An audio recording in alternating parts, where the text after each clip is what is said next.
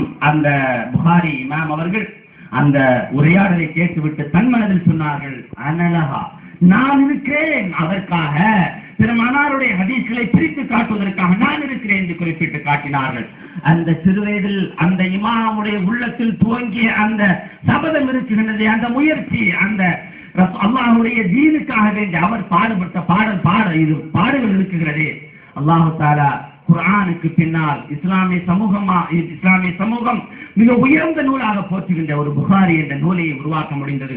கணித்திற்குரிய அருமை சகோதரர்களே, அவருடைய கல்வியினுடைய ஞானத்தால் எந்த அளவுக்கு அவரை அல்லாஹ் தஆலா உயர்த்தி வைத்திருக்கின்றான் என்று சொன்னால், அவர் இந்த மார்க்கத்திற்காக ஒரு மிகச்சிறந்த நூலை கொண்டு வர வேண்டும் என்பதற்காக எவ்வளவு கஷ்டப்பட்டிருக்கின்றார்கள் தெரியுமா?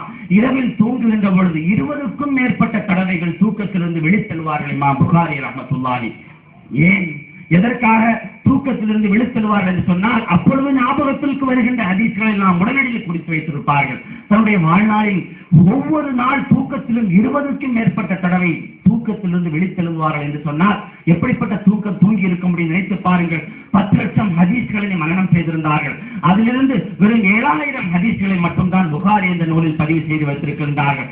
அவர்கள் நடந்து சென்ற நடைபாதை கணக்கிட்டால் பூமி முழுவதும் 2 தடவை நடந்து வந்திருக்கின்றார்கள். 4000க்கும் மேற்பட்ட உலமாக்களை சந்தித்திருக்கின்றார்கள். புகாரி என்ற சஹீஹுல் புகாரி என்ற ஒரு நூல் உருவானது. அல்லாஹ் தஆலா எவ்வளவு பெரிய அந்தஸ்துக்களை உயர்த்தி கொடுத்தான் பாருங்கள். இல்லையா? அல் குர்ஆனுக்கு அடுத்தது புகாரி என்ற நூல் இஸ்லாமிய உலகம் கொண்டாடி கொண்டிருக்கின்றது. கண்ணியத்திற்குரிய அருமை சகோதரர்களே, சஹாபாக்களுடைய வாழ்க்கை வரலாற்றில் நீங்கள் பார்த்தால் கல்வி கற்பதில் எந்த அளவுக்கு ஆர்வம் இருக்க வேண்டும் என்பதற்கு ஒரு மிகச்சிறந்த உதாரணம் தான் அப்துல்லா இப்னு மஸ்ஊத் என்று சொல்லி காட்டுவார். அப்துல்லா இப்னு மஸ்ஊத் ரலியல்லாஹு தஆலா அன்ஹு, இப்படித்தான் ஒரு மனிதன் கல்வி கற்பதில் ஆர்வம் கொண்டிருக்க வேண்டும், பேராசை கொண்டிருக்க வேண்டும், வெறி கொண்டிருக்க வேண்டும் என்பதற்குண்டான ஒரு உதாரணம் தான் அப்துல்லா இப்னு மஸ்ஊத். அப்துல்லா இப்னு மஸ்ஊதை குறித்து ரசூலுல்லாஹி ஸல்லல்லாஹு அலைஹி வஸல்லம் சொன்னார்கள், ஹிப்ருல் உம்மா, என் சமூகத்துடைய மேதை என்று ரசூலுல்லாஹி ஸல்லல்லாஹு அலைஹி வஸல்லம் குறிப்பிட்டு தந்தார்கள். மாபெரும் மேதையாக மாறினார்கள். எப்படி மாறினார்கள் தெரியுமா? 12வது வயதில் இஸ்லாத்தை ஏற்றுக்கொள்வதற்கு முன்னால் அப்துல்லா இப்னு மஸ்ஊத் பரம ஏழையாக இருந்தார்கள். ஆடுகளை மேய்த்துக் கொண்டிருந்தார்கள். ஆடுகளை மேய்த்துக் கொண்டிருந்த பொழுது ஒரு தடவை அந்த வழியாக ரசூலுல்லாஹி ஸல்லல்லாஹு அலைஹி வஸல்லம் அவர்களும் அபூபக்கர் சித்திக் ரலியல்லாஹு தஆலா அன்ஹு அவர்களும் சென்று கொண்டிருக்கின்றார்கள். அப்துல்லா இப்னு மஸ்ஊத் என்று தெரியாத ரசூலுல்லாஹ் சூட்டின் காரணத்தால், வெப்பத்தின் காரணத்தால் இவர் சிறுவர் மேய்த்துக் கொண்டிருந்த ஆற்றிலிருந்து சிறிது பால் வாங்கி குடிக்குகின்றார்கள். பாலை குடிக்குகின்ற பொழுது பிஸ்மில்லாஹ் என்று ரசூலுல்லாஹி ஸல்லல்லாஹு அலைஹி வஸல்லம் சொல்லி அந்த பாலை அருந்துகின்றார்கள். எனவே இந்த சிறுவர் அபூபக்கர் சித்திக் ரலியல்லாஹு தஆலா அன்ஹுவிடத்தில் கேட்கின்றார்கள், யார் இந்த மனிதர் பிஸ்மில்லாஹ் என்று சொல்லி குடிக்குகின்றாரே என்று. ஏனென்றால் மக்காவில் யாரும் எதையும் அருந்துகின்ற பொழுதும் சாப்பிடுகின்ற பொழுதும் இந்த வார்த்தைகளை எல்லாம் சொல்வதில்லை.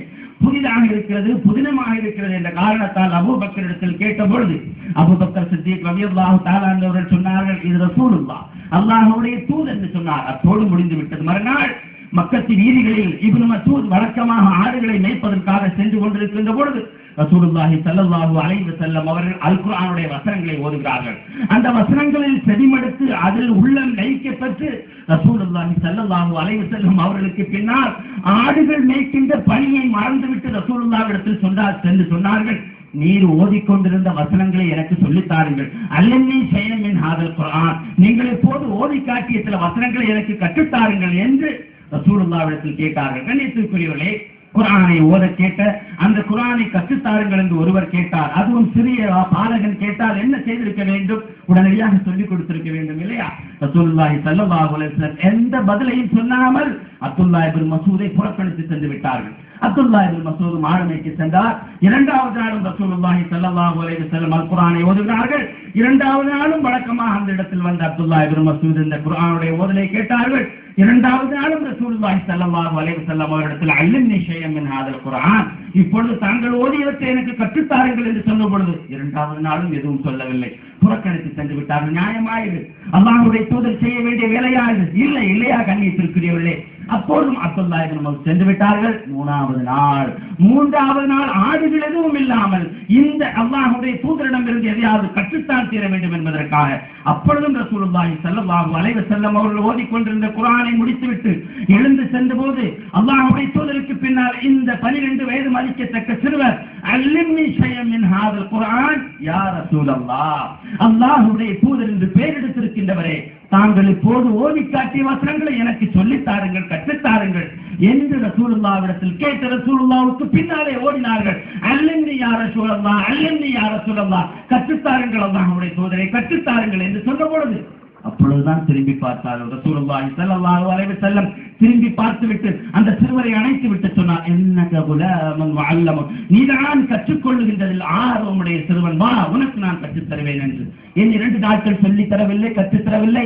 இந்த சிறுவரிடத்தில் எந்த அளவுக்கு கற்பதில் ஆர்வம் இருக்கின்றது என்பதை ரசூலுல்லாஹி ஸல்லல்லாஹு அலைஹி வஸல்லம் பரிசோதிக்கின்றார். இந்த ஆர்வம் இருக்க வேண்டும் ஒவ்வொருவருக்கும். கண்ணியத்திற்குரியவர்களே, நீண்ட ஒரு வரலாறு அப்துல்லாஹ் இப்னு மஸ்ஊத் குறிப்பிட்டு காட்டுகிறார். 14 வயதை அடைந்த பொழுது அல்லாஹ்வுடைய தூதரிடமிருந்து நான் 70க்கும் மேற்பட்ட அல் குர்ஆனுடைய வசனங்களை, சூறாக்களை கற்றுக்கொண்டேன், அத்தியாயங்களை கற்றுக்கொண்டேன் என்று கூறிவிட்டு அப்துல்லாஹ் இப்னு மஸ்ஊத் சொல்கிறார், நான் அல்லாஹ் மீது சத்தியமிட்டு சொல்கிறேன், நான் அல்லாஹ்வுடைய தூதரிடமிருந்து கற்றுக்கொண்ட 70 சூறாக்களில் இந்த உலகத்தில் யாரும் என்னோடு போட்டி போட முடியாது. அந்த அளவுக்கு திறம்பட நான் படித்திருக்கின்றேன், திறமை வாய்ந்தவனாக 70 சூறாக்களில் நான் இருக்கின்றேன் என்று குறிப்பிட்டு காட்டினார்கள். கண்ணியத்திற்குரியவர்களே, அல்லாஹ் தஆலா அருள்மறையில் சொல்லி காட்டினார், நான் நம்முடையவர்களுக்கு அந்தஸ்துக்களை நாம் உயர்த்துவோம் என்று.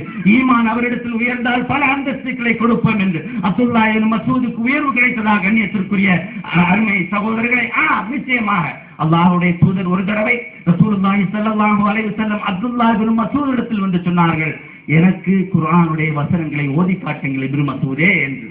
கண்ணியத்திற்குரியவர்களே, அல்லாஹ்வுடைய தூதருக்கு வசனம் இறங்குகிறது. ஆனால் அல்லாஹ்வுடைய தூதர் இப்னு மஸ்ஊத் இடத்தில் வந்து கேட்கிறார், அல் குர்ஆனை எனக்கு ஓதி காட்டுங்கள் என்று.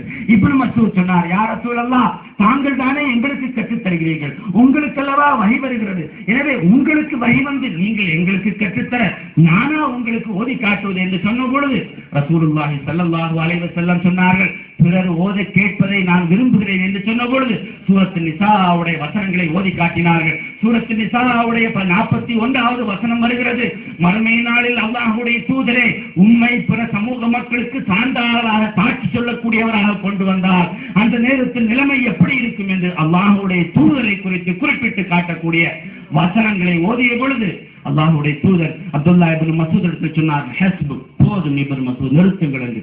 அப்துல்லாஹ் இப்னு மஸ்ஊத் ரசூலுல்லாஹி ஸல்லல்லாஹு அலைஹி வஸல்லம் அவர்களை பார்க்கின்றார்கள். பெருமானாருடைய கண்களில் இருந்து கண்ணீர் வந்து கொண்டிருக்கிறது. கண்ணியத்திற்குரியவர்களே, அல்லாஹ்வுடைய தூதரை அருள்மறை குர்ஆனுடைய வசனங்களை ஓதி அளவுக்கு திறம்பட மாறிவிட்டார் என்று சொன்னார். அல்லாஹ் தஆலா எந்த அளவுக்கு அந்தஸ்துக்களை உயர்த்தியிருக்கிறார் தெரியுமா? அதைவிட மிக சிறந்த சிறப்பு அப்துல்லாஹ் இப்னு மஸ்ஊதுக்கு கிடைத்தது. என்ன தெரியுமா கண்ணியத்திற்குரியவர்களே?